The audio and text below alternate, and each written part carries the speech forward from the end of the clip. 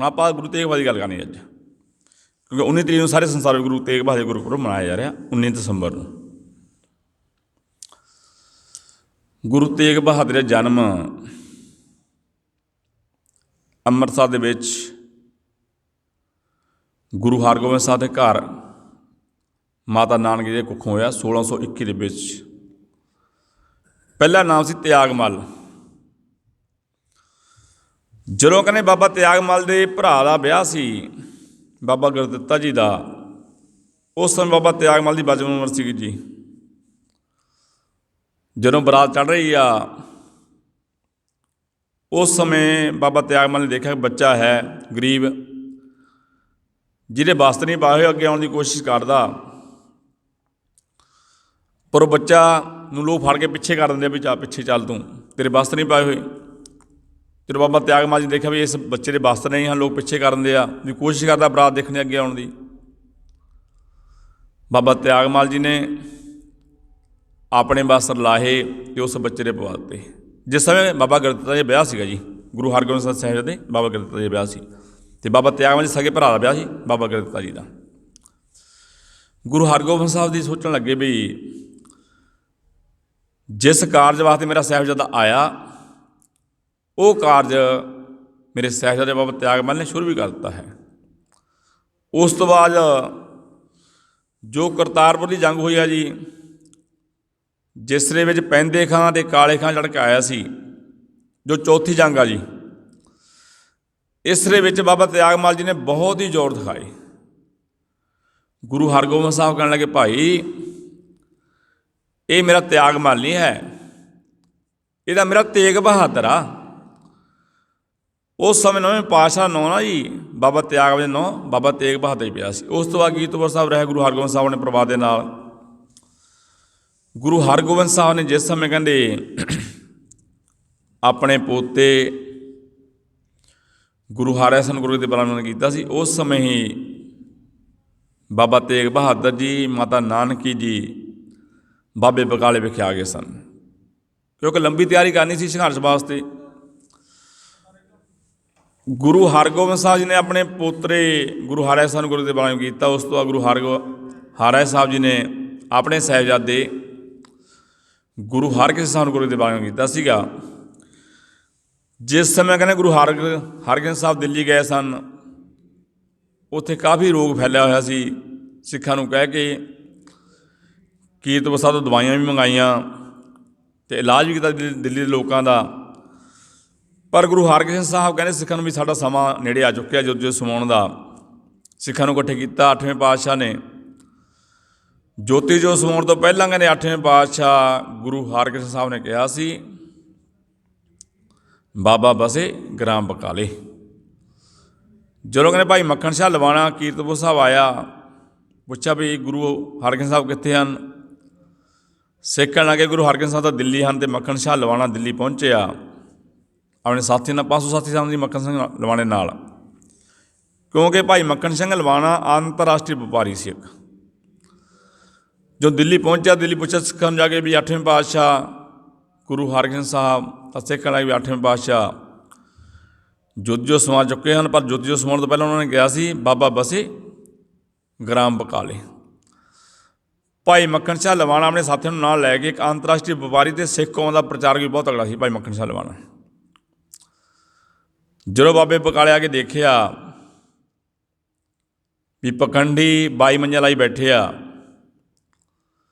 ਜਿਸ ਦੇ ਵਿੱਚ ਬਾਬਾ ਧੀਰਮੱਲ ਗੁਰੂ ਗ੍ਰੰਥ ਸਾਹਿਬ ਪ੍ਰਕਾਸ਼ ਕਰਕੇ ਬੈਠੇ ਆ, ਅਤੇ ਭਾਈ ਮੱਖਣ ਸ਼ਾਹ ਲਵਾਣੇ ਨੇ ਹਰ ਇੱਕ ਮੰਜੀ ਅੱਗੇ 2-2 ਮੋਹਰਾਂ ਰੱਖੀਆਂ ਅਤੇ ਮੱਥਾ ਟੇਕਿਆ। ਉਹ ਪਖੰਡੀ ਕੀ ਕਹਿੰਦੇ ਹਨ, ਤੇਰਾ ਪਰਿਵਾਰ ਸੁਖੀ ਰਹਿ, ਤੇਰੇ ਵਪਾਰ ਵਿੱਚ ਵਾਧਾ ਹੋਵੇ। ਭਾਈ ਮੱਖਣ ਸ਼ਾਹ ਲਵਾਣਾ ਜਦੋਂ ਆਇਆ ਨਾ ਧੀਰਮੱਲ ਦੇ ਕੋਲ, ਦੇਖਿਆ ਵੀ ਗੁਰੂ ਗ੍ਰੰਥ ਸਾਹਿਬ ਪ੍ਰਕਾਸ਼ ਕਰਕੇ ਬੈਠੇ ਆ। ਧੀਰਮੱਲ ਨੂੰ ਤਾਂ ਭਾਈ ਮੱਖਣ ਸ਼ਾਹ ਲਵਾਣੇ ਨੇ 5 ਮੋਹਰਾਂ ਰੱਖ ਕੇ ਮੱਥਾ ਟੇਕਿਆ, ਅਤੇ ਗੁਰੂ ਗ੍ਰੰਥ ਸਾਹਿਬ ਅੱਗੇ 10 ਮੋਹਰਾਂ ਰੱਖ ਕੇ ਮੱਥਾ ਟੇਕਿਆ। ਧੀਰਮੱਲ ਨੇ ਵੀ ਇਹੀ ਕਿਹਾ ਵੀ ਤੇਰਾ ਪਰਿਵਾਰ ਸੁਖੀ ਰਹਿ, ਤੇਰੇ ਵਪਾਰ ਵਿੱਚ ਵਾਧਾ ਹੋਵੇ। भाई मक्खण शाह लवाणा कहना भी इन्हां विच मेरा गुरु नहीं हो सकता। जे मेरा इन्हां विच गुरु हुंदा ना, असली गुरु हुंदा जिन्हां विच, तो वह कहना सिखा तू निहाल हो जावें, तेरे नाम चित आवे।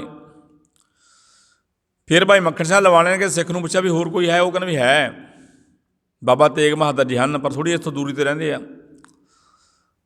भाई मक्खण शाह लवाणा फिर उस सिख दे नाल जिस थां ते बाबा तेग बहादुर रहिंदे सन उत्थे पहुंचिया, तां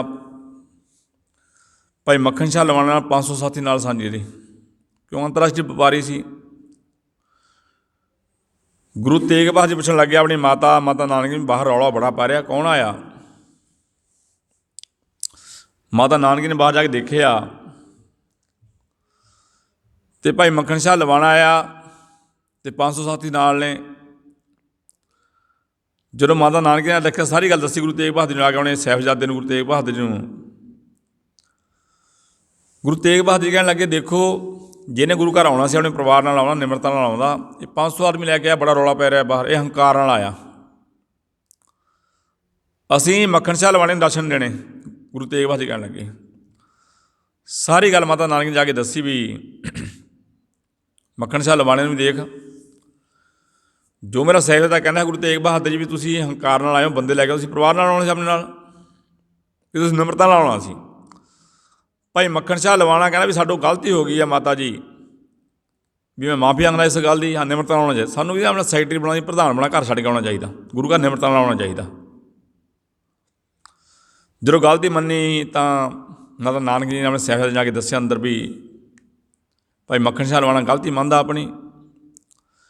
गुरु तेग बहादुर कहन भी जे गलती मंनदा उन्होंने आउण दिओ। जो भाई गुरु तेग बहादुर जी कोल गया, भाई मक्खण शाह लवाणा पहुंचे अंदर। भाई मक्खण शाह लवाणे ने 100 मोहर आके मत्था टेकिया सी गुरु तेग बहादुर जी अगे। गुरु तेग बहादुर ने की कहा सी भाई मक्खण शाह लवाणे नूं भी जो तेरा 10वां हिस्सा बनदा वो 500 मोहर बनदा, पर तू 100 मोहर आके मत्था टेकदा। उस तो बाद भाई मक्खण शाह लवाणे ने कोठे चढ़ के रौला पा दिता, गुरु लादो रे, गुरु लादो रे। उस तो बाद सानूं पता जी, बहुत संगत पता लग्या, संगतां बहुत भटावां लैके आईयां गुरु तेग बहादुर जी कोल। उस समय धीरमल के कहण दे उपर सीहे मसंद ने गुरु तेग बहादुर पर गोली चलाई सी, बाबे बकाले विखे। उस गुरु तेग बहादुर कहने बाबा बकाले तो हरमंदर साहब पहुंचे जी। उस समय इत्थे बाबा हर जी बैठा सीगा जी। हरमंदर साहब के उपर काफ़ी समा प्रीति चंद दी लादा का कब्जा रहा। पहला मेहरबान रहा, फिर हर जी रहा, फिर छतरपुर रहा। तो जो गुरु तेग बहादुर जी पहुंचे हरमंदर साहब इशनान किया सरोवर के विच, जो पता लगे बाबा हर जी गुरु तेग बहादुर सरोवर इशनान कर रहे हैं, तो बाबा हर जी ने हरमंदर साहब जिंदे लाते सन जी। जो गुरु तेग बहादुर इशनान करने तो बाद पहुंचे, देखा भी जिंदे लगे हुए हरमंदर साहब। तो उस तो बाद जो अज श्री अकाल तख्त साहब के बिल्कुल नेड़े है सैड के उपर, उस समय थड़ा सी, हुण तो गुरु घर बनया है बहुत सोहना। उत्थे बैठ के फिर सिखां नूं साधु नाल जोड़िया गुरु तेग बहादुर जी ने।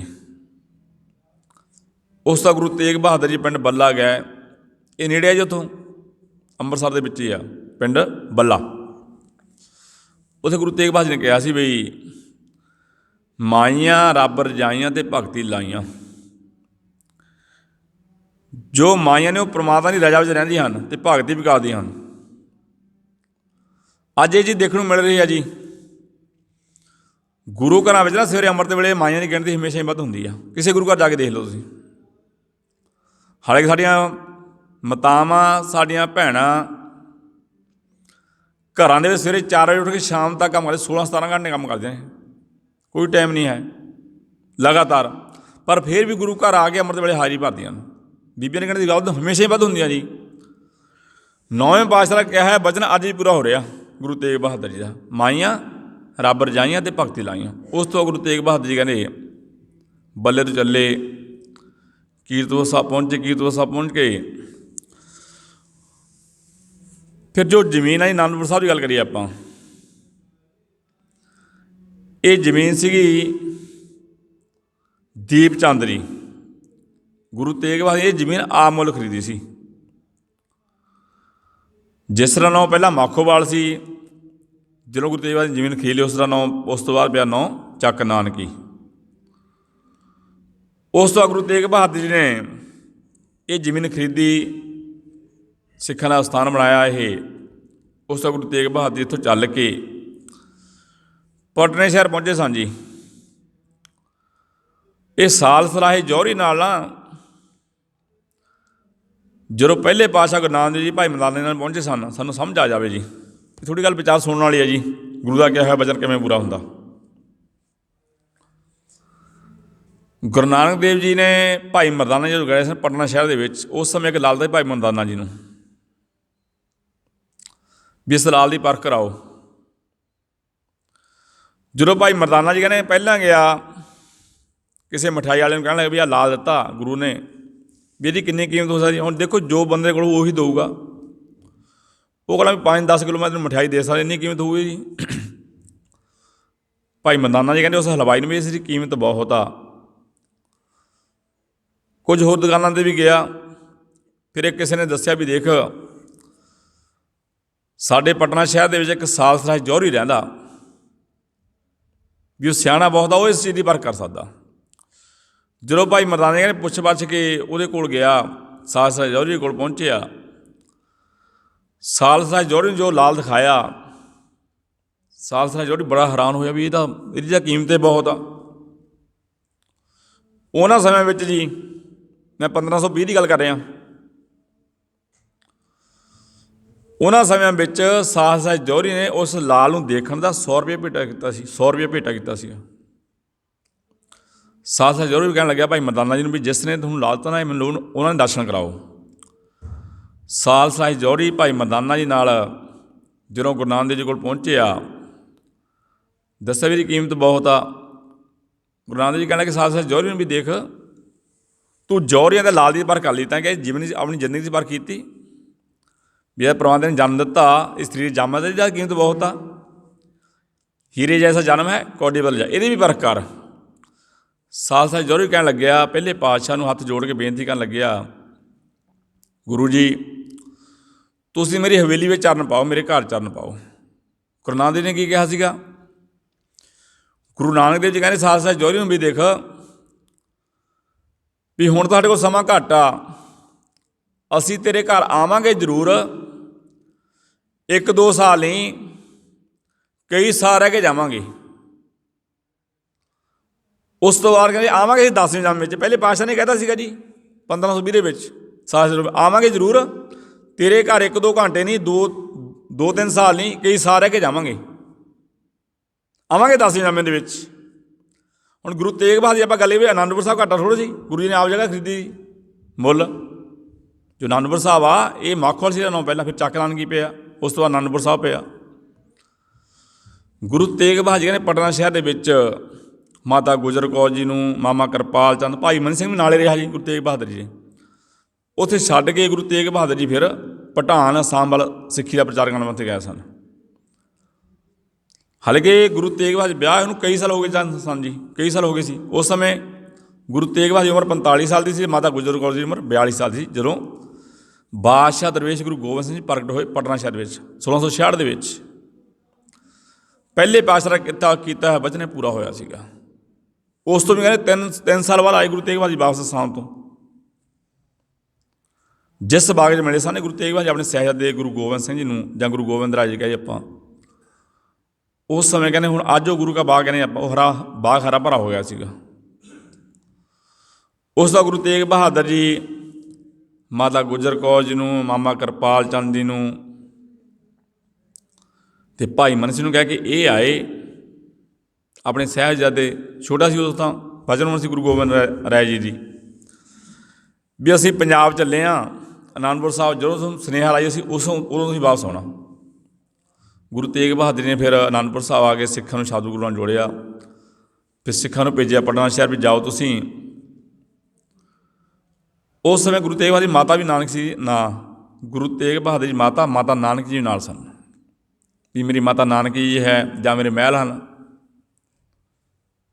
ਮਾਤਾ ਗੁਜਰ ਕੌਰ ਜੀ, ਮਾਮਾ ਕਿਰਪਾਲ ਚੰਦ, ਭਾਈ ਮਨੀ ਸਿੰਘ, ਉਹਨਾਂ ਨੂੰ ਕਿਹਾ ਵੀ ਹੁਣ ਤੁਸੀਂ ਅਨੰਦਪੁਰ ਸਾਹਿਬ ਪਹੁੰਚੋ। ਜਦੋਂ ਸਿੱਖ ਗਏ ਉਸ ਤੋਂ ਬਾਅਦ ਫਿਰ ਪਟਨਾ ਸ਼ਹਿਰ ਚੱਲ ਕੇ ਮਾਤਾ ਗੁਜਰ ਕੌਰ ਜੀ, ਮਾਤਾ ਨਾਨਕੀ ਜੀ, ਭਾਈ ਮਨੀ ਸਿੰਘ ਅਤੇ ਗੁਰੂ ਗੋਬਿੰਦ ਰਾਏ ਜੀ ਪਹੁੰਚੇ। ਜਦੋਂ ਨਾ ਪਹੁੰਚੇ ਜੀ ਗੁਰੂ ਗੋਬਿੰਦ ਰਾਏ ਜੀ, ਜਦੋਂ 9ਵੇਂ ਪਾਤਸ਼ਾਹ ਦਰਸ਼ਨ ਕੀਤੇ, ਗੁਰੂ ਤੇਗ ਬਹਾਦਰ ਕਿਹਾ ਸੀ ਆਨੰਦ ਭਿਆ ਮੇਰੀ ਮਾਏ ਸਤਿਗੁਰੂ ਮੈਂ ਪਾਇਆ। ਉਸ ਸਮੇਂ ਪਿਆ ਸੀ ਅਨੰਦਪੁਰ ਸਾਹਿਬ 9ਵੇਂ ਦਾ, ਇਹ ਨਹੀਂ ਸੀ ਵਿਆਹ ਮੈਂ ਪਿਤਾ ਨੂੰ ਪਾਇਆ। ਆਨੰਦ ਪਿਆ ਮੇਰੀ ਮਾਏ ਸਤਿਗੁਰੂ ਮੈਂ ਪਾਇਆ, ਗੁਰੂ ਦੀ ਗੱਲ ਕੀਤੀ ਸੀ ਇੱਥੇ ਵੀ ਮੈਂ ਗੁਰੂ ਦਰਸ਼ਨ ਕੀਤੇ ਹਨ। ਉਹ ਸਭ ਇਤਿਹਾਸ ਪਤਾ ਜੀ। ਔਰੰਗਜ਼ੇਬ ਬਾਦਸ਼ਾਹ ਤਖ਼ਤ 'ਤੇ ਬੈਠੇ ਸੀ 1598 ਦੇ ਵਿੱਚ ਜੀ। ਬੈਠ ਦੀ ਸਾਰੇ ਇਹਨੇ ਇਹ ਕਹਿ ਤਾ ਸੀ ਵੀ ਨਵੇਂ ਮੰਦਰ ਬਣ ਨਹੀਂ ਦੇਣੇ ਅਤੇ ਨਾ ਹੀ ਪੁਰਾਣੇ ਮੰਦਰਾਂ ਦੀ ਮੁਰੰਮਤ ਹੋਣੀ ਆ। ਔਰੰਗਜ਼ੇਬ ਬਾਦਸ਼ਾਹ ਦੇ ਮਨ ਵਿੱਚ ਇਹ ਸਿਪਾਹੀਆਂ ਨੂੰ ਭੇਜਿਆ ਵੀ ਤੁਸੀਂ ਜਾਓ ਕਸ਼ਮੀਰ ਦੇ ਵਿੱਚ ਜਿੱਥੋਂ ਹਿੰਦੂ ਵਿਦਵਾਨ ਪੈਦਾ ਹੁੰਦੇ ਆ, ਤਿਆਰ ਹੁੰਦੇ ਆ, ਉਹਨਾਂ ਨੂੰ ਕਹੋ ਵੀ ਸਾਡਾ ਇਸਲਾਮ ਧਰਮ ਕਬੂਲ ਕਰੋ। ਜਦੋਂ ਗਏ ਉਹਨਾਂ ਨੇ ਕਿਹਾ ਵੀ ਤੁਸੀਂ ਇਸਲਾਮ ਧਰਮ ਕਬੂਲ ਕਰੋ, ਪਰ ਉਹ ਮੰਨੇ ਨਹੀਂ। ਕਹਿੰਦੇ ਇੱਥੋਂ ਤੱਕ ਸੀਗਾ ਜੀ ਔਰੰਗਜ਼ੇਬ ਬਾਦਸ਼ਾਹ, ਇੰਨਾ ਜ਼ਾਲਮ ਸੀ ਇਹ, ਜਿਸ ਨੇ ਆਪਣੇ ਭਰਾ ਮਾਰੇ ਅਤੇ ਆਪਣੇ ਪਿਤਾ ਨੂੰ ਜੇਲ੍ਹ ਵਿੱਚ ਰੱਖ ਕੇ ਮਾਰਿਆ। ਸਵਾ ਮਣ ਜਨੇਊ ਲਾਹ ਕੇ ਕਸ਼ਮੀਰੀ ਪੰਡਤਾਂ ਦੇ, ਸਵਾ ਮਣ ਜਨੇਊ ਜੀ 1000 ਜਨੇਊ ਬਣਦਾ ਡੇਲੀ ਦਾ, ਸਾਹਮਣੇ ਜਾਲ ਕੇ ਔਰੰਗਜ਼ੇਬ ਬਾਦਸ਼ਾਹ ਦੀ ਰੋਟੀ ਫੇਰ ਆਉਣਾ ਜਾਂਦੀ ਹੁੰਦੀ ਸੀ। ਅਤੇ ਹੁਣ ਇਹ ਕਹਿੰਦੇ ਆ ਜੀ ਆਪਾਂ ਚਲੋ ਵਿਚਾਰ ਸਾਂਝੀ ਕਰੀਏ ਵੀ ਜਦੋਂ ਕਸ਼ਮੀਰੀ ਪੰਡਤਾਂ ਨੇ ਕਿਸੇ ਨੇ ਨਾ ਸੁਣੀ, ਫਿਰ ਇਹਨਾਂ ਵਿੱਚ ਸੀ ਪੰਡਿਤ ਕਿਰਪਾ ਰਾਮ। ਉਹਨੇ ਇਤਿਹਾਸ ਪੜ੍ਹਿਆ ਸੀ ਗੁਰੂ ਹਰਗੋਬਿੰਦ ਸਾਹਿਬ ਜੀ ਦਾ, ਵੀ ਗੁਰੂ ਹਰਗੋਬਿੰਦ ਸਾਹਿਬ ਜੀ ਨੇ ਗਵਾਲੀਅਰ ਦੇ ਕਿਲ੍ਹੇ ਵਿੱਚੋਂ 52 ਰਾਜੇ ਰਿਹਾਏ ਸਨ, ਉਹਨਾਂ ਦਾ ਸਾਹਿਬਜ਼ਾਦਾ ਗੁਰੂ ਤੇਗ ਬਹਾਦਰ ਜੀ। ਅਤੇ ਜੇਕਰ ਸਾਡੇ ਧਰਮ ਦੀ ਰੱਖਿਆ ਕਰ ਸਕਦਾ ਤਾਂ 9ਵੇਂ ਪਾਤਸ਼ਾਹ ਕਰ ਸਕਦੇ ਆ। ਅਸੀਂ ਬੇਨਤੀ ਕਰੀ ਉਹਨਾਂ ਨੂੰ ਜਾ ਕੇ, ਜਦੋਂ ਕਹਿੰਦੇ ਪੰਡਿਤ ਕਿਰਪਾ ਰਾਮ ਕਸ਼ਮੀਰੀ ਪੰਡਤਾਂ ਨੂੰ ਨਾਲ ਲੈ ਕੇ ਪਹੁੰਚਿਆ ਅਨੰਦਪੁਰ ਸਾਹਿਬ, ਤਾਂ ਗੁਰੂ ਤੇਗ ਬਹਾਦਰ ਜੀ ਕਹਿਣ ਲੱਗਾ ਗੁਰੂ ਜੀ ਸਾਡੇ ਧਰਮ ਦੀ ਰੱਖਿਆ ਕਰੋ। ਔਰੰਗਜ਼ੇਬ ਬਾਦਸ਼ਾਹ ਨੂੰ ਕਈ ਸਾਲ ਹੋ ਗਏ ਸਾਡੇ ਮਗਰ ਪਿਆ ਨੂੰ, ਅਤੇ ਸਾਡੇ ਜਨੇਊ ਲਹਾ ਦਿੰਦਾ ਉਹ, ਅਤੇ ਤਕਰੀਬਨ ਡੇਲੀ ਦਾ 1000 ਜਨੇਊ ਉਹ ਜਾਲ ਕੇ ਤਾਂ ਉਹਦੀ ਰੋਟੀ ਹਜਮ ਆਉਂਦੀ ਆ, ਵੀ ਸਾਡੇ ਧਰਮ ਦੀ ਰੱਖਿਆ ਕਰੋ। ਗੁਰੂ ਤੇਗ ਬਹਾਦਰ ਜੀ ਕਹਿੰਦੇ ਵੀ ਦੇਖੋ ਤੁਸੀਂ ਔਰੰਗਜ਼ੇਬ ਬਾਦਸ਼ਾਹ ਨੂੰ ਜਾ ਕੇ ਕਹਿ ਦਿਓ, ਜੇਕਰ 9ਵੇਂ ਪਾਤਸ਼ਾਹ ਗੁਰੂ ਤੇਗ ਬਹਾਦਰ ਜੀ ਤੁਹਾਡਾ ਇਸਲਾਮ ਧਰਮ ਕਬੂਲ ਕਰ ਲੈਣ, ਅਸੀਂ ਸਾਰੀ ਇਸਲਾਮ ਧਰਮ ਕਬੂਲ ਕਰਨ ਨੂੰ ਤਿਆਰ ਹਾਂ। ਕਸ਼ਮੀਰੀ ਪੰਡਤਾਂ ਨੇ, ਕਿਰਪਾ ਰਾਮ ਪੰਡਤ ਇਹਨਾਂ ਦਾ ਮੁਖੀ ਸੀ, ਉਹਨੇ ਇੱਕ ਚਿੱਠੀ ਲਿਖੀ, ਚਿੱਠੀ ਲਿਖ ਕੇ ਨਾ ਫਿਰ ਸਾਰੇ ਪੰਡਤਾਂ ਨੇ ਸਾਈਨ ਕਰਾਏ। ਫਿਰ ਦਿੱਲੀ ਪਹੁੰਚੇ, ਉਹ ਚਿੱਠੀ ਇਹ ਲਿਖਿਆ ਵੀ ਗੁਰੂ ਤੇਗ ਬਹਾਦਰ ਜੇਕਰ ਤੁਹਾਡਾ ਇਸਲਾਮ ਧਰਮ ਕਬੂਲ ਕਰ ਲੈਣ, ਅਸੀਂ ਸਾਰੇ ਇਸਲਾਮ ਧਰਮ ਕਬੂਲ ਕਰਨ ਨੂੰ ਤਿਆਰ ਹਾਂ। ਦਿੱਲੀ ਪਹੁੰਚੇ, ਔਰੰਗਜ਼ੇਬ ਬਾਦਸ਼ਾਹ ਸਾਰੀ ਗੱਲ ਦੱਸੀ ਉਹਨਾਂ ਨੇ ਵੀ ਆ ਇੱਕ ਚਿੱਠੀ ਇਹਦੇ ਸਾਈਨ ਨੇ ਸਾਡੇ, ਵੀ ਜੇ 9ਵੇਂ ਪਾਤਸ਼ਾਹ ਗੁਰੂ ਤੇਗ ਬਹਾਦਰ ਇਸਲਾਮ ਧਰਮ ਕਬੂਲ ਕਰ ਲੈਣ, ਅਸੀਂ ਸਾਰੇ ਤਿਆਰ ਹਾਂ। ਦੇਖੋ ਕਸ਼ਮੀਰੀ ਪੰਡਤਾਂ ਨੇ ਗੁਰੂ ਤੇਗ ਬਹਾਦਰ ਉੱਪਰ ਕਿੰਨਾ ਭਰੋਸਾ ਕੀਤਾ, ਲਿਖ ਕੇ ਦੇ ਦਿੱਤਾ ਵੀ ਅਸੀਂ ਸਾਰੇ ਕਸ਼ਮੀਰੀ ਪੰਡਤ ਇਸਲਾਮ ਧਰਮ ਕਬੂਲ ਕਰ ਲਾਂਗੇ ਜੇਕਰ ਗੁਰੂ ਤੇਗ ਬਹਾਦਰ ਜੀ ਕਰ ਲੈਣ। ਹੁਣ ਅਸੀਂ ਆਪਣੇ ਦੇ ਅੰਦਾਜ਼ਾ ਲਾਈਏ ਜੀ, 1469 ਤੋਂ ਲੈ ਕੇ 1708 ਤੱਕ 239 ਸਾਲ ਦਾ ਖਜ਼ਾਨਾ ਸਾਡੇ ਕੋਲ ਦਿੱਤਾ ਹੈ। ਗੁਰੂ ਗੋਬਿੰਦ ਸਿੰਘ ਜੀ ਨੇ ਕਿਹਾ ਵੀ ਆਗਿਆ ਭਈ ਗਾਲ ਕੀਤਾ ਵਿੱਚ ਚਲਾਏ ਪੰਥ, ਸਭ ਸਿੱਖਾਂ ਨੂੰ ਹੁਕਮ ਹੈ ਗੁਰੂ ਮਾਨਿਓ ਗ੍ਰੰਥ। ਵੀ ਭਾਈ ਸਾਰੇ ਅੰਮ੍ਰਿਤ ਛਕੋ, ਅੰਮ੍ਰਿਤ ਦੀ ਦਾਤ ਪ੍ਰਾਪਤ ਕਰੋ, ਬਾਣੀ ਪੜ੍ਹੋ, ਬਾਣੀ ਸਾਹਿਬ ਆਪਣੇ ਮਨ ਨੂੰ ਚਲਾਓ, ਸੁਖੀ ਰਹੋਗੇ ਤੁਸੀਂ। ਸੁਖੀ ਰਹਿਣ ਦਾ ਤਰੀਕਾ ਜੀ ਗੁਰੂ ਗ੍ਰੰਥ ਸਾਹਿਬ ਵਿੱਚ ਅੰਗ 1 ਤੋਂ ਲੈ ਕੇ 1430 ਤੱਕ ਇੱਕ ਜ਼ਿੰਦਗੀ ਦਾ ਤਰੀਕਾ ਦੱਸਿਆ ਗੁਰੂ ਗ੍ਰੰਥ ਸਾਹਿਬ ਬਾਣੀ ਦੇ ਵਿੱਚ। ਅਸੀਂ ਅੱਜ ਅੰਮ੍ਰਿਤ ਛਕਣ ਨੂੰ ਤਿਆਰ ਨਹੀਂ ਹੈ। ਜੇਕਰ ਬਾਬਾ ਬੰਦਾ ਸਿੰਘ ਬਹਾਦਰ ਨੇ ਅੰਮ੍ਰਿਤ ਛਕਿਆ, ਮਾਧੋ ਦਾਸ ਬੰਦਾ ਸਿੰਘ ਬਹਾਦਰ ਬਣਿਆ, ਤਾਂ ਅਸੀਂ ਕਿਉਂ ਨਹੀਂ ਅੰਮ੍ਰਿਤ ਛਕਦੇ? ਅੱਜ ਸਾਨੂੰ 20-20 ਸਾਲ ਹੋਏ ਗੁਰੂ ਘਰ ਆਉਂਦਿਆਂ ਨੂੰ, ਅਸੀਂ ਅੰਮ੍ਰਿਤ ਦੀ ਦਾਤ ਲੈਣ ਨੂੰ ਅੱਜ ਤਿਆਰ ਨਹੀਂ ਹੈ। ਸਾਡੇ ਤਾਂ ਕਸ਼ਮੀਰੀ ਪੰਡਤ ਚੰਗੇ ਰਹੇ ਜੇ ਲਿਖ ਕੇ ਤਾਂ ਔਰੰਗਜ਼ੇਬ ਬਾਦਸ਼ਾਹ ਨੂੰ।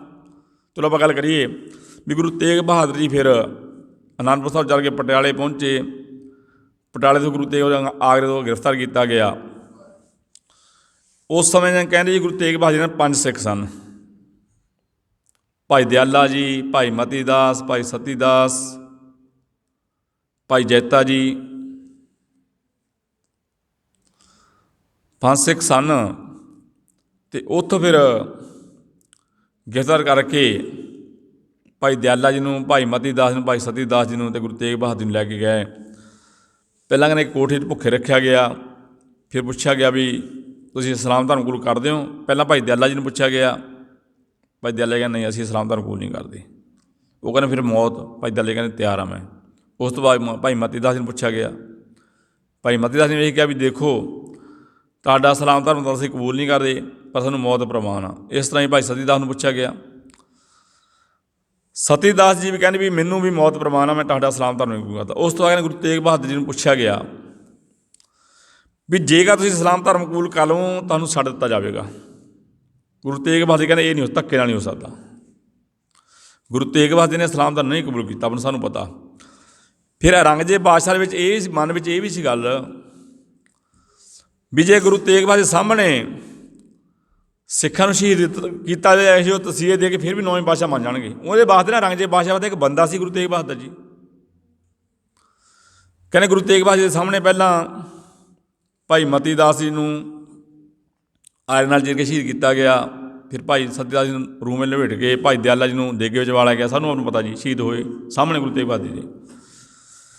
ਫਿਰ ਕਹਿੰਦੇ ਜੋ ਔਰੰਗਜ਼ੇਬ ਬਾਦਸ਼ਾਹ ਦੇ ਹੁਕਮ ਅਨੁਸਾਰ ਇਹ ਜਲਾਲੁਦੀਨ ਜਲਾਲ ਕਹਿਣ ਲੱਗਿਆ ਗੁਰੂ ਤੇਗ ਬਹਾਦਰ ਜੀ ਨੂੰ ਵੀ ਦੇਖੋ ਜ਼ਿਆਦਾ ਇਸਲਾਮ ਧਰਮ ਕਬੂਲ ਕਰ ਲਓ, ਨਹੀਂ ਮੈਂ ਖਾਨਦਾਨੀ ਜਲਾਦ ਹਾਂ ਵੀ ਮੈਂ ਇੱਕ ਮਿੰਟ ਵਿੱਚ ਤੁਹਾਡਾ ਜੋ ਸੀਸ ਆ ਤੁਹਾਨੂੰ ਵੱਖਰਾ ਕਰ ਦਾਂਗਾ। ਕਹਿੰਦੇ ਉਸ ਸਮੇਂ ਗੁਰੂ ਤੇਗ ਬਹਾਦਰ ਆਮ ਤਾਂ ਬਰਾਗ ਹਾਲਤ ਵਿੱਚ ਰਹਿੰਦੇ ਸਨ ਜੀ। ਉਸ ਸਮੇਂ ਗੁਰੂ ਤੇਗ ਬਹਾਦਰ ਬੜੇ ਹੱਸੇ।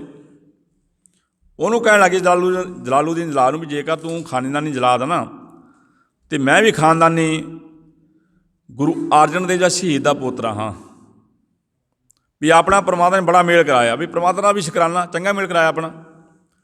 ਤੂੰ ਵੀ ਖਾਨਦਾਨੀ ਜਲਾਦ ਆ ਅਤੇ ਮੈਂ ਵੀ ਖਾਨਦਾਨੀ ਸ਼ਹੀਦ ਦਾ ਪੋਤਰਾ ਹਾਂ ਗੁਰੂ ਅਰਜਨ ਦੇਵ ਜੀ ਦਾ।